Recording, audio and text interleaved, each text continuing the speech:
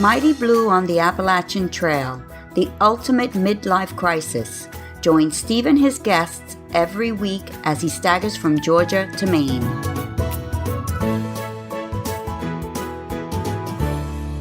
Hi, and welcome back to episode number 71 of Mighty Blue on the Appalachian Trail, sponsored by Canal Towpath. This week, in response to several emails asking about more section hikers, we have a section hiker. Here's Matt Philippi, or Jersey, and he talks with me about his approach to hiking the AT, as well as offering insights into the Chesapeake and Ohio, or C&O, Canal Towpath.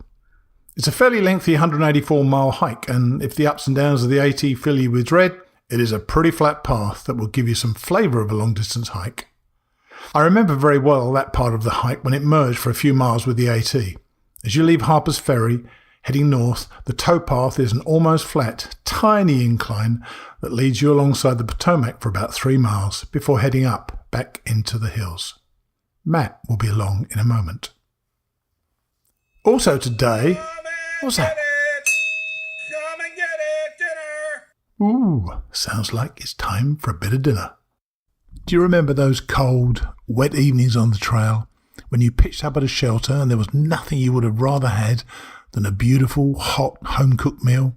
Well, apart from actually going home, you could try out one of the delicious meals from Canal Towpath. Why not dig into their spectacular jambalaya with its authentic Creole flavour? Or how about their beef stew, which is loaded with beef, potatoes, carrots, mushrooms, corn, green beans, and green bell pepper in a fantastic beef gravy? Go on, try them. Trust me, you're going to love them. Canal Towpath, the best of home cooking away from home.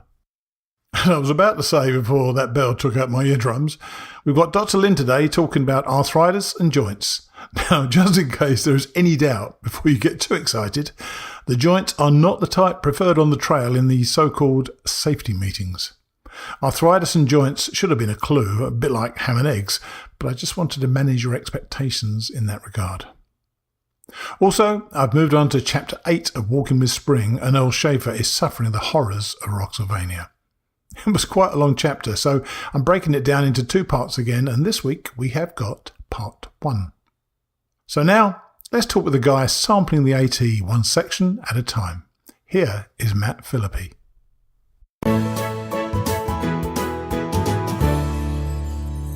Okay, I was supposed to have interviewed this guy last year, but I'm afraid I got my wires crossed and didn't follow through.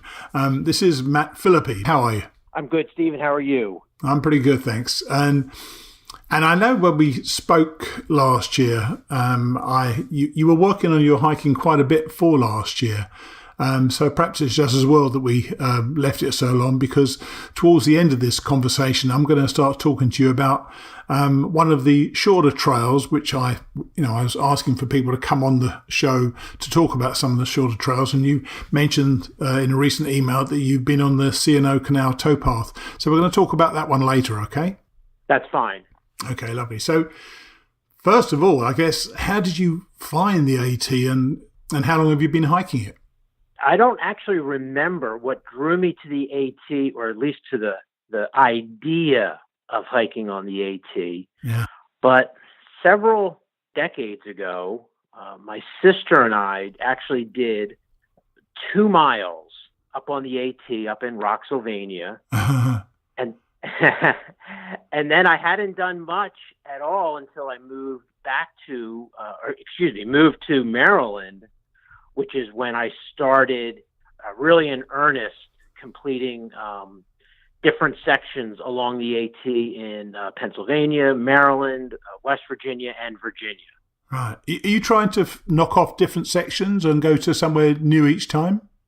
Absolutely. I never try to backtrack. I love the exploration of doing a new section, be it a day trip or a backpacking trip each time. I mean, I know that a lot of section hikers do tune in here, and I think we do tend to underrepresent them on the show, unfortunately. So from what you've observed, what are the main differences between a section hiker and a thru hiker, apart from the smell, of course? Yeah, when a section hiker runs into a thru hiker, you can always tell by the smell. That's for sure. How soon? How soon? Because I could never smell any other hikers when I was hiking, but then it's obviously because I stank myself. Yeah, a good thru hiker is pungent, and as it should be.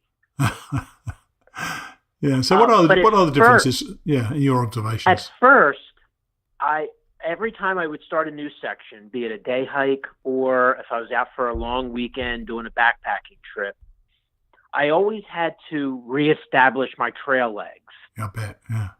And that was fine. It's part of it.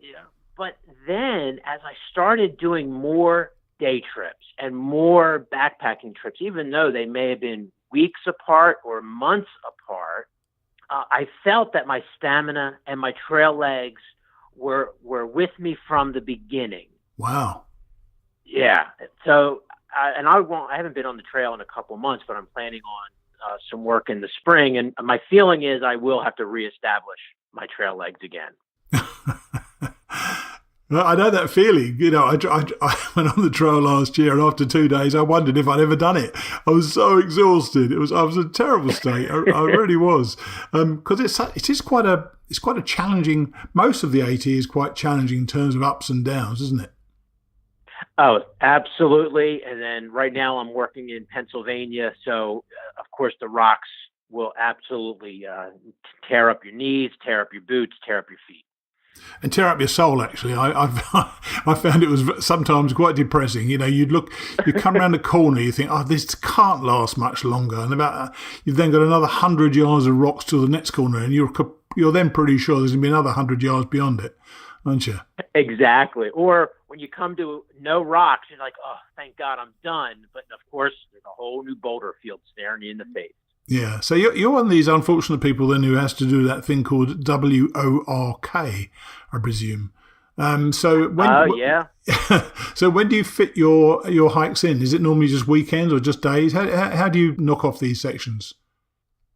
I try to take my long weekends. If I happen to get a Friday off, or if I happen to get a Monday off, I will plan that. Or if I have to take leave for a Thursday, because you have to, of course, travel to the trailhead. Sure.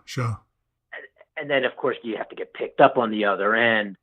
And I'll absolutely say this, and without my wife, who's my biggest supporter, I wouldn't be able to do this. Because when you're hiking in sections, you might have to drive 2 or 3 hours just to get to the trailhead. And that's only going to get worse, Matt. That's only going to get worse, isn't it? If you're going to keep going further and further afield, there's a long weekend to be doing Maine, I tell you, from where you are. Right? So she'll drop me at the trailhead and see me off and then pick me up 3 days later, when I'm smelly or really starting to smell and dirty and grimy and exhausted. And then she'll be there at the end to pick me up. So I'm thankful for my loving bride. Quite right, too. So how do you approach it then? You take the full pack? Do you camp overnight, or do you or do you go into towns? No, I absolutely, as a section hiker, I don't go into towns. I want the full experience of, if I'm doing 40 miles, let's say, over 3 days. Right. I want the experience in the woods, in the wilderness. It certainly helps recharge my batteries. I'm able to think. I don't need to resupply because I'm bringing everything with me if I'm going only for a few days. So I'll stay in the shelters, or I'll stealth camp wherever I am or wherever I happen to be. So are you comfortable out in the woods? I mean, this is something you came to a little bit later in life, wasn't it? So it wasn't something you did as a kid, was it? I've always been in the woods hiking, but backpacking is it's absolutely something I came to later in life. Right. And Steve, I have absolutely no problem pitching a tent 100% by myself. And matter of fact, sometimes it's absolutely the way I prefer it. Isn't that strange? I always thought before I went out that there was no possibility that I would ever consider pitching a tent away from a shelter or away from somebody. But I did it quite often, in fact, and it felt incredibly relaxing. Once you got over the first night with nobody around at all in the darkness, I felt very comfortable just setting my tent up, and it was the quietness all around me I think I enjoyed so much. Is that how it feels for you? Absolutely. I just loved it. You're done for the day. You need to stop. You find yourself a smooth area and you just pitch your tent and you're by yourself. Yeah, there is something about it. Has your wife not been inclined to come with you, or by the look and smell of you at the end of it, that puts her off? Does it? No, she's not the wilderness type, but I'm lucky that she supports me in every way. Oh dear. We were talking about alone time. My last day hike. I'm working in Rocksylvania right now. I did 20.7 miles. Wow. It was a rainy, miserable day, but I didn't see a single person. Wow. And this was a couple months back. Yeah. And it was fine. It was just absolutely me in the woods and the wilderness, and it was wonderful. So you said it helps you clear your head. Do you have a particularly stressful job, or just that there are things you need to resolve in your own mind? No, I do have a very stressful job. Oh, right. Okay. Yeah, I have a great, my personal life, my home life is perfect. It's wonderful. But my job is, most people's, is stressful. Yeah, of course it is. Yeah. And so it allows you to decompress in the woods, which I guess woods do for everybody, don't they? You know what? I don't know about everybody, but it absolutely does it for me. There's no question. So I know that, I seem to recall anyway from our previous conversation, that you're a black belt in one of the martial arts, and so you clearly like a physical challenge. Is that another reason that you get on the trail? Is the physicality of it?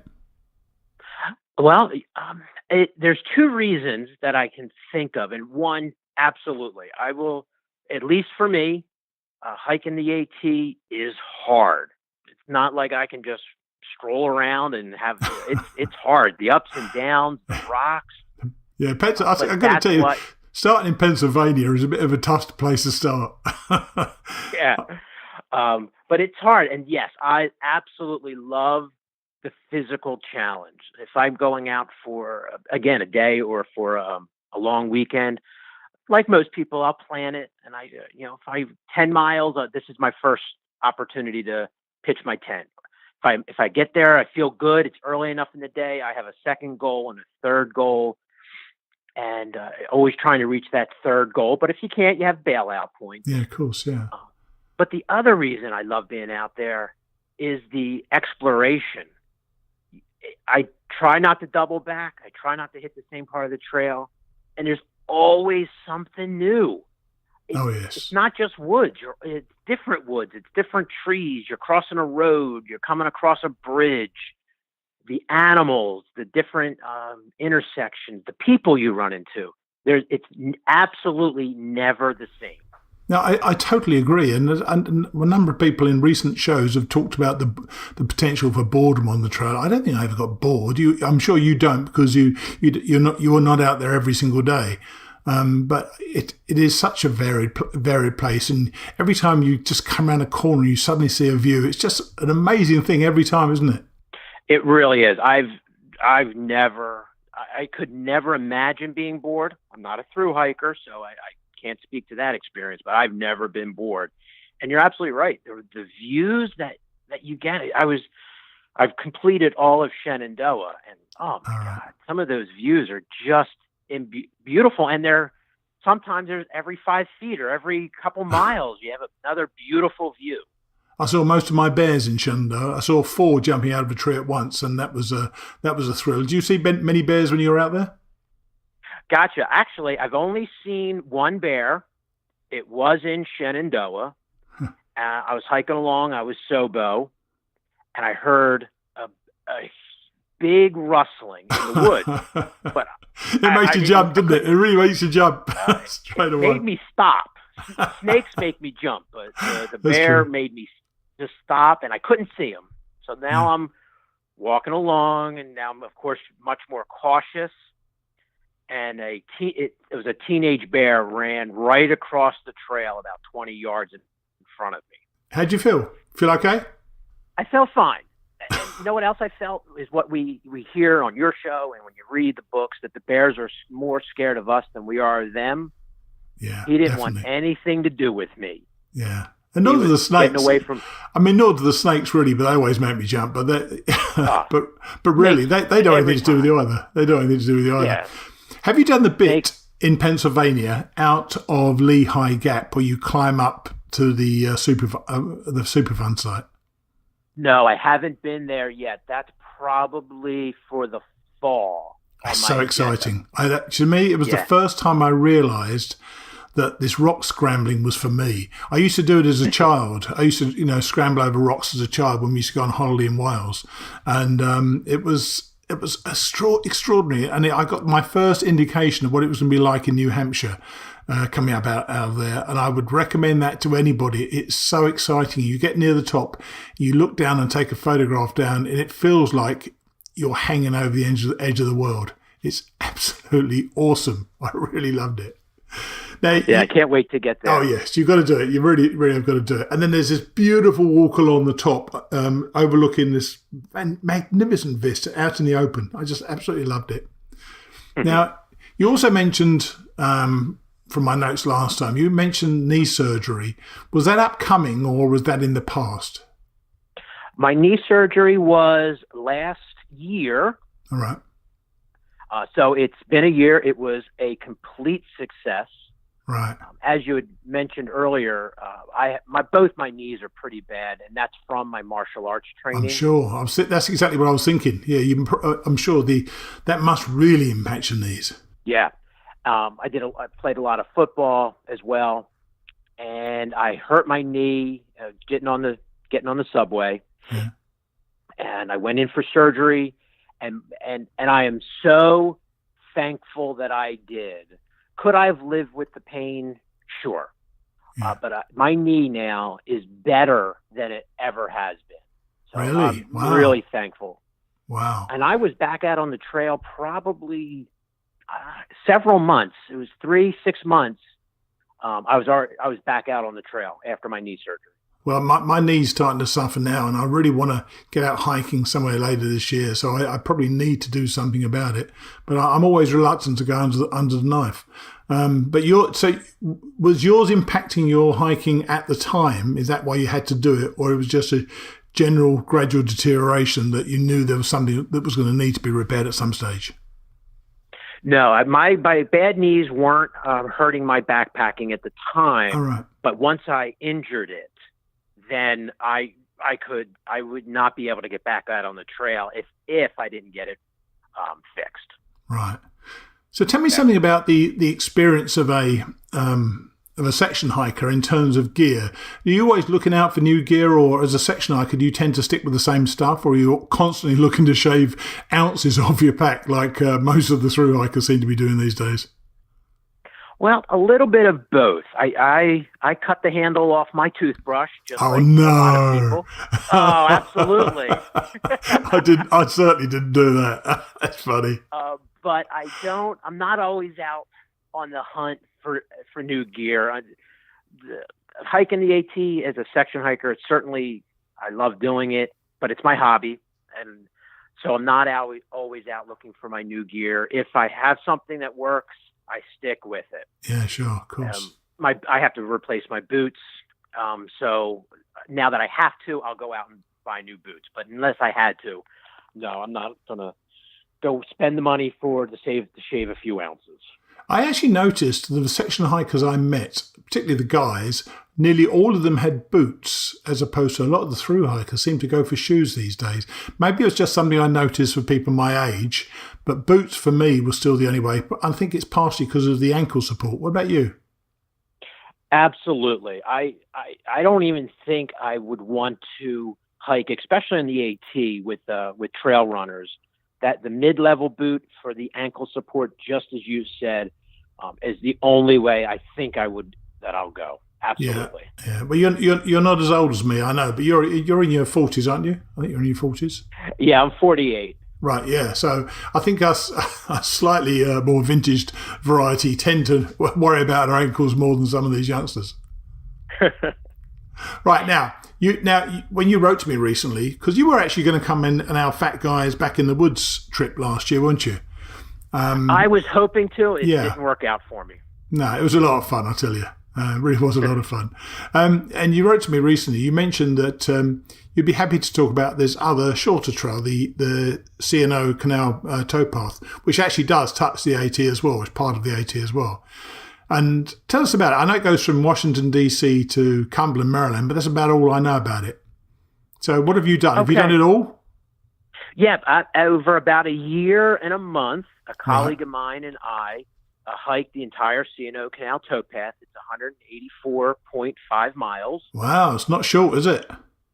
No, absolutely not. And then it actually connects with the Gap Trail, which is the Greater Allegheny Passageway, I think. Right. So from Cumberland, Maryland up to Pittsburgh, Pennsylvania. We did not do that piece. All right. But so where did you go? You went from DC to Maryland, to Cumberland, Maryland, or what part did you correct. Do? Right, okay. Yeah, the whole thing from DC to Cumberland, Maryland. And it touches the AT, if I'm right in saying this, maybe I'm wrong actually. It touches it near Harper's Ferry? That is correct. That's the one, yeah. It is, it's an even grade trail, so it's definitely unlike the AT in that respect. There's no PUD, there's no rocks. It's just, it's for biking and hiking. And absolutely, yes, for a couple miles, 2-3 miles near Harper's Ferry, West Virginia, right. The AT and the C&O Canal Towpath share the same path. I remember that. It seemed endless. It seemed endless, that path. And it is a slight, coming out of Harper's Ferry, it's a slight uphill, isn't it? When you go over the bridge? Yeah. Yeah, you go up over the bridge. It's a little bit of an uphill, but it's just so gradual. Yes, exactly. Yeah, which is kind of nice. It's along the Potomac River. The C&O is entirely in Maryland as well as parts of D.C. All right. But if you're preparing for an AT through hike, again, you're not going to get the ups and downs, but it could be used as a real good spot to check out, to do a gear checkout. Yeah, because there's campsites every 10 or so miles. It varies. But if you have new gear and you need to get out in the woods for a couple days to try out your tent and your sleeping bag, make sure that what you want, that the C&O could be perfect. So where are these campsites? Are they alongside the trail itself or part of the trail, or do you have to go sort of off the trail to get to them? Nope, they are literally right on the trail. They're designated campsites. Mm-hmm. And they don't have they don't have a shelter. It's just literally you put your tent there. Correct. No shelters. All right. Okay. And what about water supply? Well, since we did the C&O, it was all day trips. We would bring our water. Oh, really? But we would just take a couple bottles of water. All right. Okay. Oh. But it's right on the Potomac, so you certainly have a great water source if you're going to filter. Yes. And there are, at these campsites, water pumps. So there's actually water to drink at these campsites. All right. Well, that's luxury. Yeah, exactly. That's flipping luxury, that is. Crikey. So tell us about your journey. How you did it over a period of time. Is it all day hikes or was it just some overnights as well? For the C&O, it was entirely day hikes. Wow. Again, my colleague and I would prepare and say, all right, let's go out on this particular Saturday. And we would drive two vehicles. One would park at one trailhead. We would then drive together to the next trailhead and then hike back to the car, drop the other person back at their car, and then head home. Yeah, that's nice. It's funny. I've discussed, obviously, a lot of people through hiking over the last year and a half doing this podcast, and quite a few of them had no preparation for the AT at all. They literally turned up like I did, pitched up at the trail and started walking. And some got there, most got there, but some didn't get there. So the benefit to doing these shorter hikes is to really prepare yourself in some way, obviously, for the AT. Would you recommend doing something like that if you were going to be doing the AT? In other words, would you recommend doing some substantial preparation beforehand? I guess every individual is different. I think a good gear checkout's always helpful. Pitch your tent, make sure you know how to do it, especially at the end of the day when you're tired and maybe fatigued. Also, on my first backpacking trip, and this is a very familiar story. And I had been in the woods, day hiking my entire life, but never backpacking. Yeah. Steve, I was so completely unprepared, and I bit off way more than I could chew. And I like just barely got out of that day alive. It feels like, at least it felt like at the time.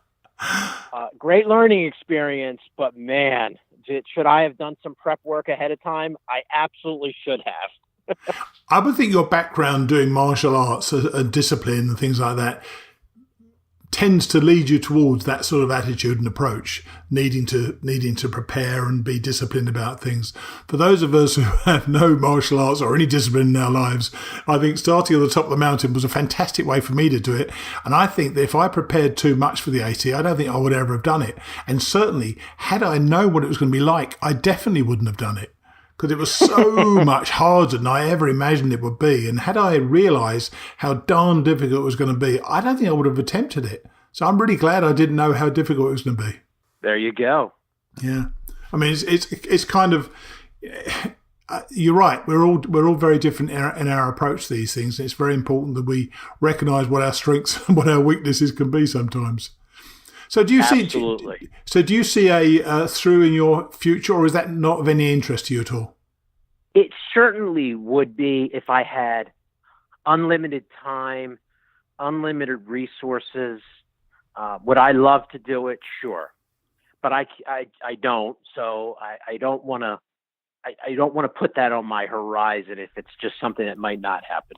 Right now, I'm very happy to keep doing my sections and taking it from there. Yeah. So what's your next section? I'm in Roxylvania. Still? I have my God. Yeah.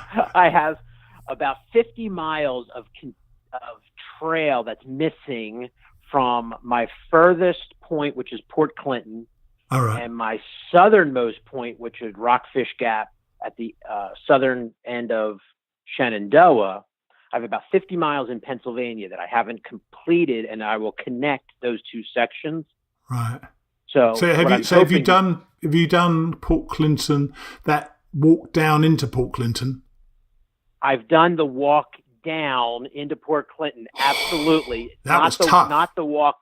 I think walking up would be even harder. I totally agree. But it shocked me how steep that was coming down in certain places, and especially right towards the end. I thought, well, we must be there soon.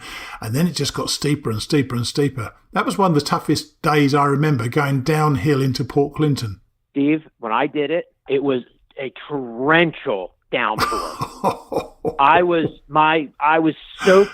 I mean, my boots were, I was just drenched walking into, I was going Nobo and I was walking into Port Clinton. And it was just a mess. Oh my goodness. I could imagine. I tell you, I would not like to have done that in the rain. In fact, when we actually saw the profile, or I saw the profile at the top, I thought, I wonder whether it might be a good idea to stop at the top and make it early the next morning, because it was the end of quite a longish day for me, I seem to recall. But it was really tough going down there. My knees got really bent out of shape, literally bent out of shape from doing that downhill. I'm trying to think other places you've still got to do then. So after Pennsylvania, where do you go next? Well, once I finish that 50-mile piece, which is from the Pennsylvania Turnpike north about 50 miles. Then I'm going to focus on north of Port Clinton. I'm trying to think what's there. So where have you got after Port Clinton then? So that's the Lehigh Valley. That's that section you were just talking about. Oh, right. Oh, you're going to do that. Yes, of course.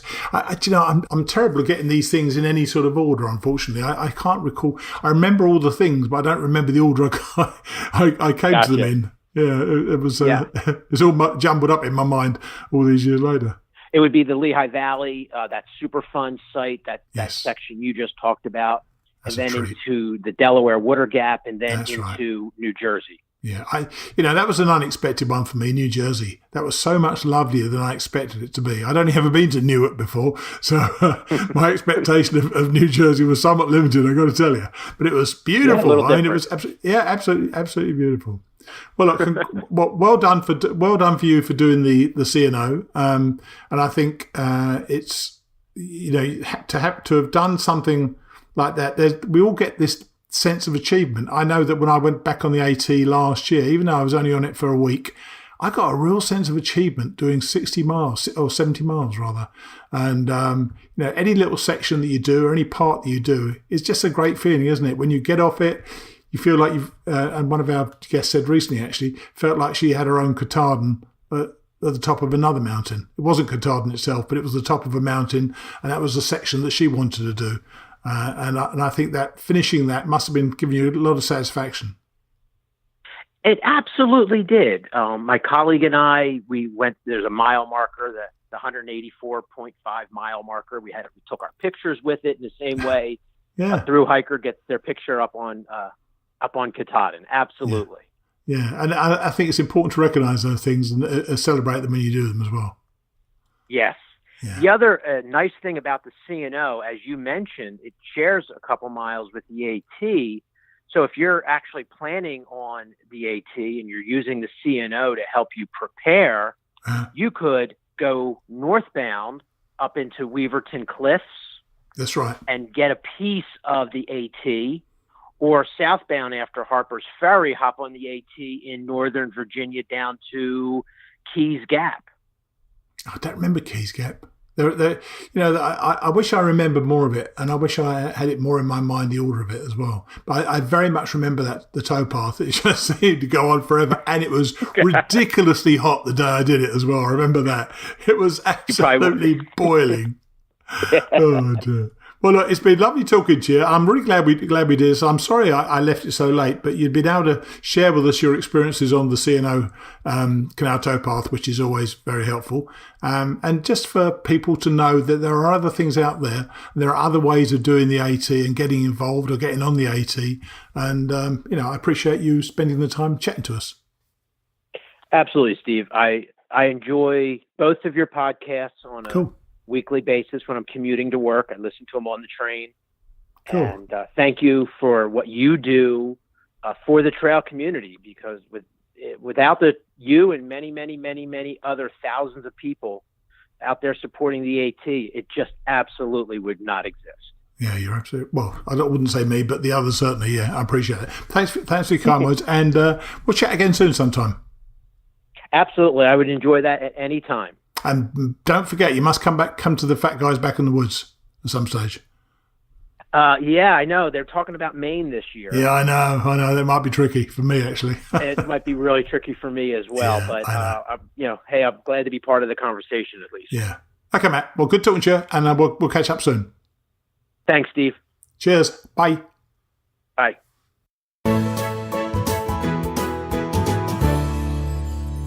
It's funny what takes people out into the woods, or in this case, onto a towpath. Matt loves the AT because he can de-stress from his job. I get that, even though I don't actually work anymore. I've held some pretty stressful jobs in my time, and the silence that will inevitably greet you in the woods is a marvellously calming sound. There's a feeling to stillness that I experienced on the Appalachian Trail that I was never able to feel in my everyday life. And then he talked about seeing bears. That is something that I can't imagine would ever get old. To be honest, I was pretty nervous when I first realised one was nearby. But seeing them in the wild is an utterly different experience to anything I'd imagined. I was immediately comfortable and thrilled that I'd seen one. Then 3 more jumped out of the trees and they all ran away. What a fantastic sight that was. We've got another 5-star review this week from NC Biker, who I presume, he says with a flash of genius, is a biker from North Carolina. He says, always enjoys his show. The new expansion with the Doctor and the new old book keeps me interested. Thanks, NC Biker. Now that was as good a segue as any, so let's hear what Dr Lynne has to say about arthritis and joints. Here's Lynne. Okay, we're back with Lynne today, and she's already terrified me out over this one with the note she sent me, and we've just had a little chat about it before we started recording. So, hi Lynne, how are you? I'm good, thanks. And today you're going to talk to us about arthritis and joint problems. And this is an early thing. The earlier note is the one that really got me straight away. So tell me about arthritis and joint problems. When it relates to hiking and long-distance backpacking, the most important thing people have to realize is the more weight you carry, the more load you have on your joints, especially your knees. Yeah. It sounds very straightforward, but what people might not realize is just how much pack weight and your own weight will affect, for instance, your knees. I tapped into one of my physical therapy colleagues who did a little bit of research for me, and he came up with a very interesting statistic, and that is for each pound of weight lost, you get a 4-fold reduction in the load on your knees during daily activities, during regular walking. So if we translate that into pack weight, if your pack weighs 50 pounds and you do a shakedown and you try to get it down to 35 pounds, that's only 15 pounds of pack weight lost, but that will translate into 60 pounds less on your knees with every single step. Wow. How much can That's your knee... impressive. It is impressive. How much weight can your knees really take then? I know as I've got heavier because I can't exercise because of this this blood clot in my lung at the moment. I'm walking, but I'm not cycling. And I used to cycle nearly 50 miles a week. Now I can't do that. I've piled on the weight. So for every pound I'm putting on, it's making my walk around the neighborhood even tougher, isn't it? It is, yes. Your knees are really going to start to suffer with that. Yeah, and I've noticed already. So how much, is there a number, do you think? I mean, how much can you actually take? Because I can feel that stress already. There's no doubt about it. I think it's very much individual. Yeah. It depends on the person, but it also depends on the person's level of physical ability, what they're able to do, what their genetic makeup is, but also what their physical ability is, how well they've been trained. And that's where one thing with arthritis is important is physical therapy and maintenance of the muscles that are surrounding the joints. With arthritis, it's the joints that are affected, not the muscles. But it's the muscles that actually surround the joints that keep the joint stable. And so when somebody is doing regular physical exercise, physical therapy, regular aerobic exercise, lightweight strength training, especially for the knees and the hips, they are increasing their body's muscles' ability to withstand excessive loads. Wow. So really, before they go, there's a lot of benefit to be had then in exercising, specifically targeting some of the joints, the muscles around those joints. Absolutely. If you know that you're going to be going on any type of a long-distance hike and you have some sort of arthritis, whether it be rheumatoid arthritis, osteoarthritis, psoriatic arthritis, and any kind of arthritis, one of the best things to do is to engage a formal program with a physical therapist and say, okay, this is what I'm planning on doing.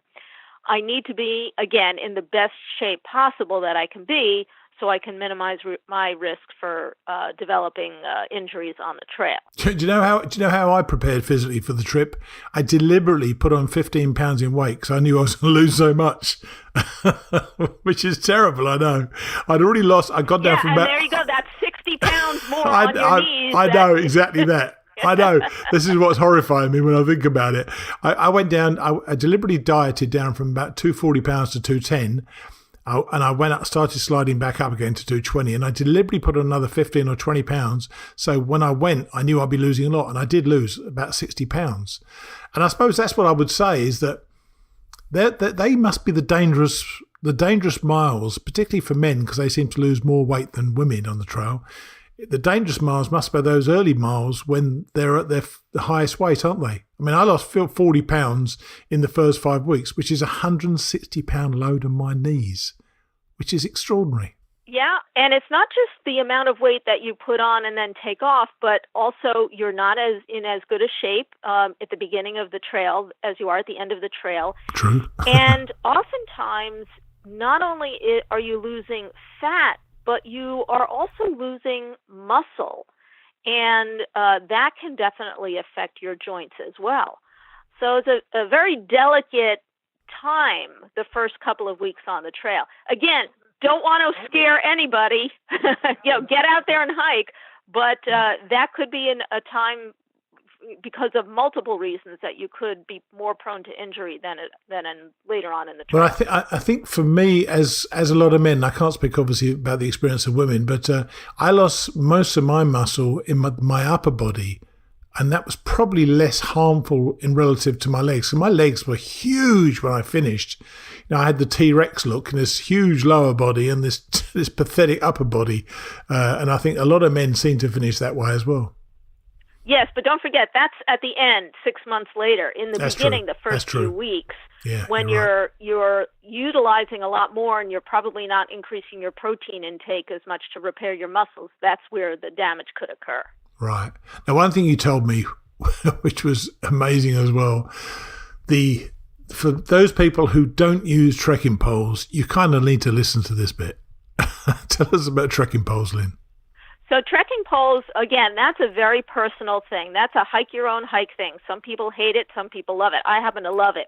Yes, From a physiologic standpoint, somebody with arthritis, especially knee or hip arthritis, you can actually reduce the amount of weight that is put on your knees by using trekking poles by about 25%, especially when you're going downhill.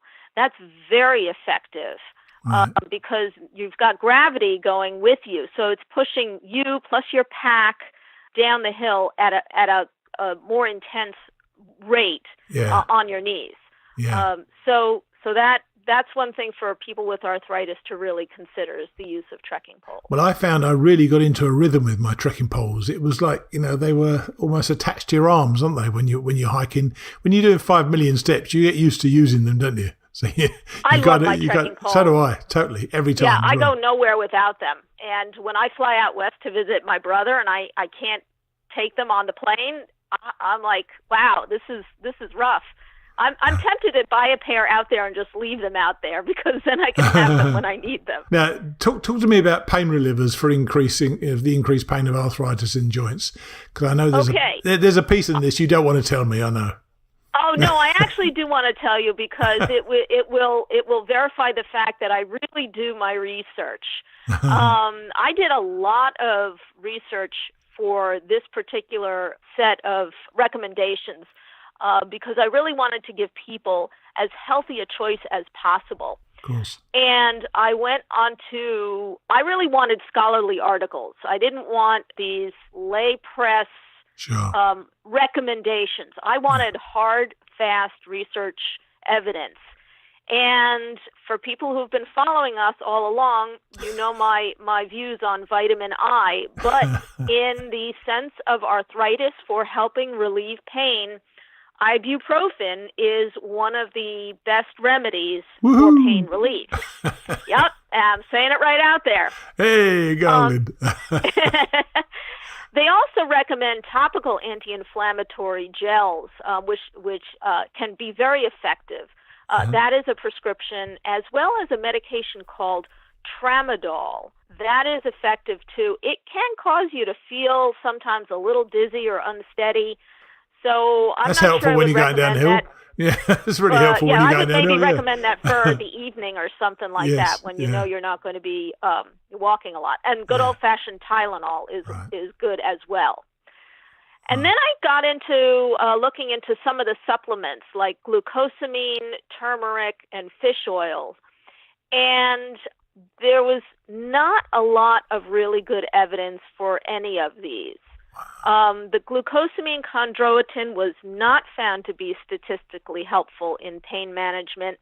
Turmeric and curcumin, those are the same type of a chemical from that spice, turmeric. Sure. They had actually some quite good scientific research that they did point to the benefits of taking some of this could lead to reduced pain and inflammation. The problem is you don't know how much you're getting, and the research showed that there was a lot of different variations in the ingestion of the supplement. Sure. So they couldn't really recommend a specific dose. I had heard that fish oil and omega-3 fatty acids were very good, and I I was told that as well when I went to do the John Muir Trail, but what you said about the amount of stuff you need to carry, number of tablets you need to carry, makes it almost impossible, doesn't it? Right. So when I actually looked into the hard and fast research, they said that what you would need to take, these are the over-the-counter pills that you can actually get. Sure. You need to take, for a person who's 150 pounds, they need to take like 20 tablets of these, 20 pills of these in order to get the amount of omega-3 fatty acids necessary to actually have a specific effect. And that's 20 tablets a day, by the way, not 20 tablets in the entire trip. 20 tablets a day, and most bottles carry 30 to 40 tablets. So, I mean, that's a lot. Yeah. Having said that, sometimes people will take upwards of 12 tablets of either ibuprofen or Tylenol a day to relieve joint pain. Wow. So, that's a lot of medication to take as well. And then there's also some lay press about garlic. I couldn't really find any scholarly articles on that subject either. Oh, interesting. Having said that, all of these things that I have just talked about, there are no real dangerous effects from this medication.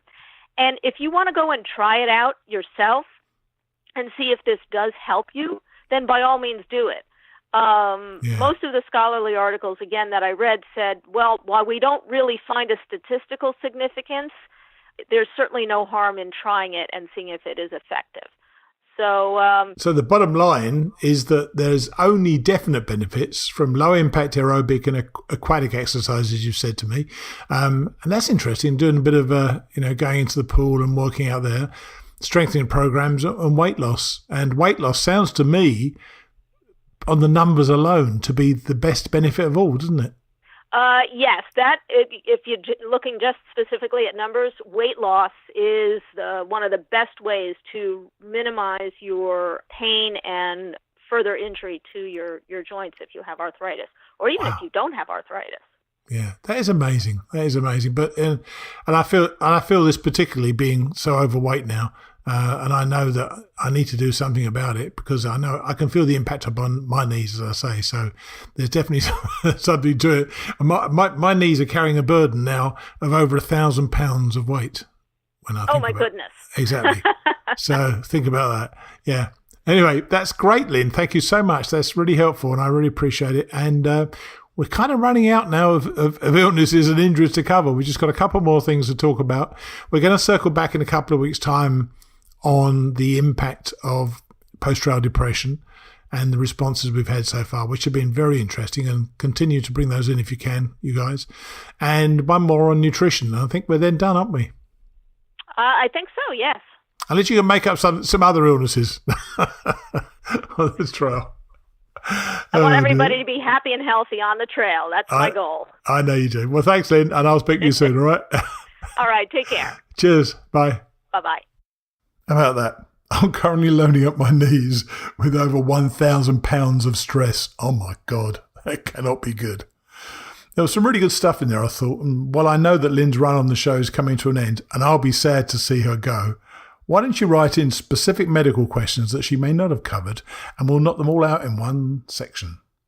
You know where to send the emails? steve@mighty-blue-on-the-at.com. And while you're writing in, don't forget to send in questions for Bruce in our other show, Returning to Katahdin. Bruce sets off in just about 4 weeks, so I hope you're listening in.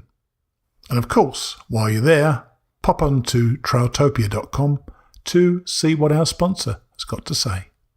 One thing I've been meaning to mention for some time is to thank everybody who's continued to buy my books on Amazon. I hope it's because you've got to know me through the show and that you want to support the show further. Whatever the reason, I could not be more appreciative. One last thing while I'm in the thanking mood, thanks for the shares of my posts in Facebook. Every Thursday morning and every Monday morning for Bruce's show, I flood the various hiking and AT sites with news of the latest podcasts. Everybody has been so gracious in accepting that they'll see that post about 20 times that day, and nobody ever complains. I thank you all for allowing me to interrupt your Facebook feed. Next week, my guest is Paul Magnanti, or Paul Maggs. Paul is a fascinating character who has such a deep passion for hiking and the outdoor life more specifically, that it has consumed his life. He's got a great story to tell, and I look forward to sharing it with you next week. Part 1 of Chapter 8 of Earl Schaefer's Walking with Spring finds our hero in what I found to be the state that most sapped my resolve, Pennsylvania. I must say, though, that this chapter was one of the toughest for me to read, with several Native American names that I really don't know how to pronounce. Please forgive me. That said, Earl's constant get-it-done nature remains an inspiration throughout. I'll see you next week. Chapter 8, Rock Ridge and Canopy Tree.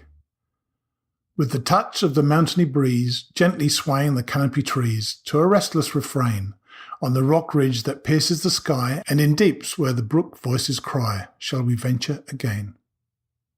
Laurel was blooming at trailside, its fragrance on the breeze as the lone expedition started along White Rocks Ridge, now part of the main trail, but then an alternate route.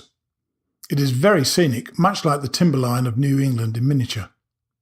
The view from the highest boulders shows Cumberland Valley farmlands and the long high crest of Blue Mountain to the north. The trail crossed Yellow Breeches Creek at Brantsville, about 3 miles downstream from Boiling Springs, and headed across the valley on secondary roads, passing occasional villages and many farms. These farms are very distinctive in the Pennsylvania tradition, with a large house, generally of stone or brick, a barn several times larger, usually facing southeast, away from the wind and facing the morning sun, along with other buildings such as a summer house, smokehouse, spring house, and sometimes an outhouse.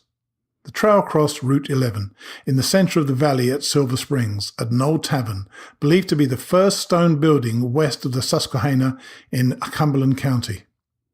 Route 11, coming from Harrisburg, follows the approximate route of the Great Warpath, which extended through the Central Valley to Cherokee Territory in the south. In the Susquehanna Valley, it taps the Iroquois, or Six Nations, to the northwest, and the Lenni-Lenape Confederation to the southeast. These were the 3 great Indian nations east of the Mississippi, similar but separate. The histories of the Iroquois and the Lenni-Lenape were best recorded by John Heckewelder in his book, History, Manners and Customs of the Indian Nations who once inhabited Pennsylvania and neighbouring states. For many years he was a missionary and intermediary.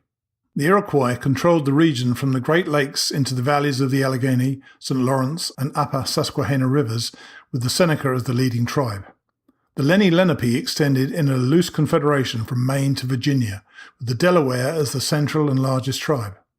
The conflicts between these Indian nations and the settlers and each other were recorded in detail by Heckewelder, as well as the Indian governments, which were very democratic. He wrote that he sometimes was ashamed of being a white man. In 1948, the trail crossed the Connedoguanet Creek near Silver Springs.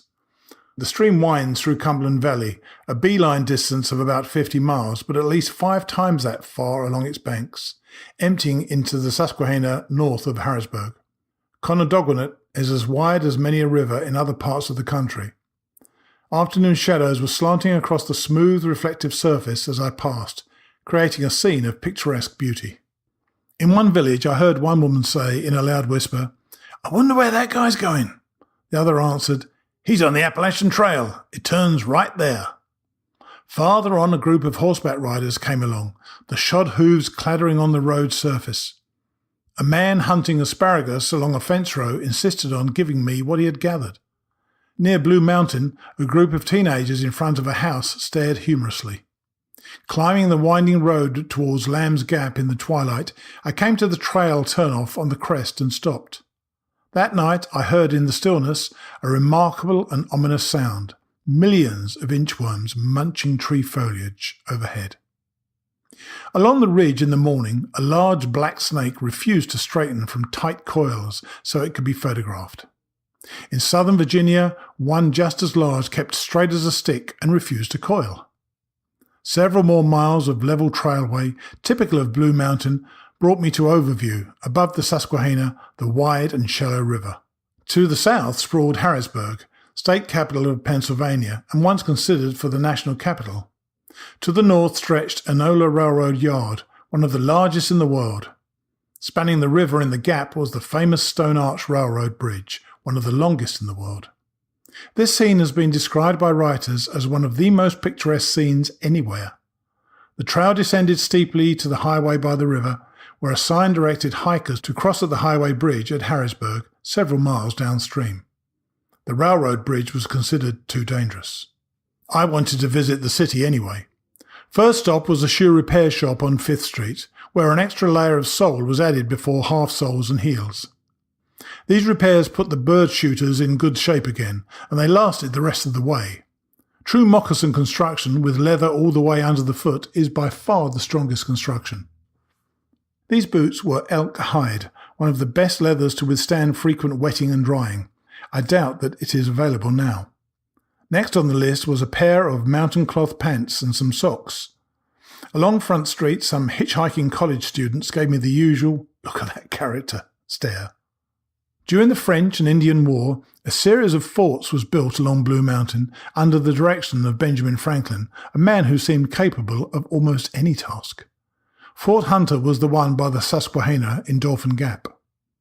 A trading post already was in operation there, and this was a focal point of travel and trade. Later, it was an important link in the canal system that branched west along the Juniata. Dan Powers, one of my forebears who lived a few miles to the north in Perry County, was a canal boat captain and later piloted some of the gigantic white pine rafts that were floated down the Susquehanna. The Appalachian Trail resumed near Fort Hunter, slanting up to the high point on the headland where a memorial honoured Bishop James Darlington, originator of Darlington Trail along Blue Mountain. Moving along the ridge crest, I came in the twilight to Pletts Pass and followed the blue-blazed side trail down to the spring to stay overnight. Next day, the trail crossed Linglestown Rocks, known for a rank growth of poison ivy, to Heckett's Gap, where a jeep-load of boys whizzed by. An hour later, the trail descended into Manada Gap, where the Horseshoe Trail branched off towards Valley Forge. Marking faded and the trail was overgrown beyond the gap. I struggled on, not knowing that this was part of the Indiantown military reservation where the trail had been closed because of proximity to an artillery range. At Indiantown Gap, I came down a rock slide to the road and stopped to rest. A jeep came along, and the driver, though dressed in fishing togs, including waist-high waders, still had the look of an army officer. He thought the trail followed the road past Moonshine Church to Swatara Gap, where the ridgetop trail resumed. He assured me there really was such a church. After going that far, the church was there all right, with the name painted over the door, I found no sign of the trail, decided the man was wrong, returned to bushwhacking along the ridge, and finally came to the road in Swatara Gap the next day, after sleeping under a hemlock high on the ridge. That was one of my roughest days, and no wonder. The section had really been closed since the beginning of the war. Years later, I took a leading role in relocating the trail from Swatara Gap over Second Mountain to St. Anthony's Wilderness on Stony Mountain, across Clark's Valley to Peters Mountain, across the Susquehanna at Clark's Ferry Bridge, over Cove Mountain, south to Dean's Gap on Blue Mountain, and then across the Cumberland Valley on Ironstone Ridge. Except for Cumberland Valley, this route includes some of the finest trailway in the Central Appalachians. A storm was approaching as I stood in Swatara Gap, wondering what to do. Supplies were very low, and I ought to go out to Lickdale. Then I noticed an old man beckoning from the porch of a nearby house, and hurried there just as heavy rain commenced. The man tried to greet me in broken English, then reverted to Pennsylvania Dutch, which I understood to some extent, but cannot speak. He understood English, so that's how we tried to communicate. He tried to tell some stories about the area in dialect, but spoke so fast the details never did get straightened out. When the rain stopped, I left the pack on his porch and headed for town. A man in a Model A Ford took me down. When I came out of the store, the same Ford was coming in the opposite direction. The timing was perfect. While riding along, we discussed the car, which he had driven at least 50 miles per day, 6 days a week for more than 10 years after buying the car second-hand. The old Lizzie was working fine as we buzzed on up the mountain. We agreed its durability was incredible. Reclaiming my pack from my Deutsche friend and saying leb wohl, I crossed Swatara Creek, stopped to cook dinner at a spring, and was out on the ridge again when the ground seemed to explode under my feet. It was just another grouse hen and her chicks, all trying to take off at once. The fledglings had probably never flown before, landing clumsily on bushes and small trees while Mama tried to draw me away. Appleby Cabin was the first shelter along the trail since Whiskey Spring and is located at Pilgaroo, meaning Pilgrim's Rest, a spot named by Conrad Weiser and Count Nicholas Ludwig von Zinzendorf, Moravian missionaries who stopped there while on their way to visit Indians in Wyoming Valley. The nearby spring is called Ludwigsbrunn. A stone memorial was placed there by the Blue Mountain Eagle Climbing Club, which was formed by 100 businessmen of Reading about 1920 and had built the original trailway between Lehigh and Susquehanna rivers. Danny Hoke was longtime president of the club.